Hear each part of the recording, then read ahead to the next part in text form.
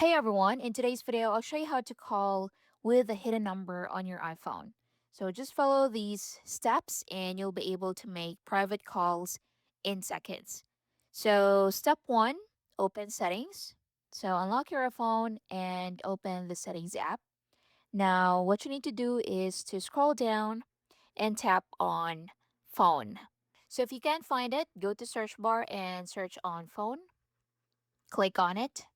Now, inside the phone settings, look for Show My Caller ID. Click on it. Choose your phone number. Click on it. Now, you'll see a toggle switch in here. So simply turn it off. And once disabled, your number will be hidden for all outgoing calls and it will appear as no caller ID or private number.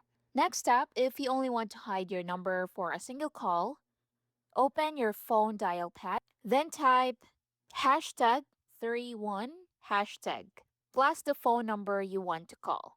And after that, tap the call button, and this will hide your number for that call only.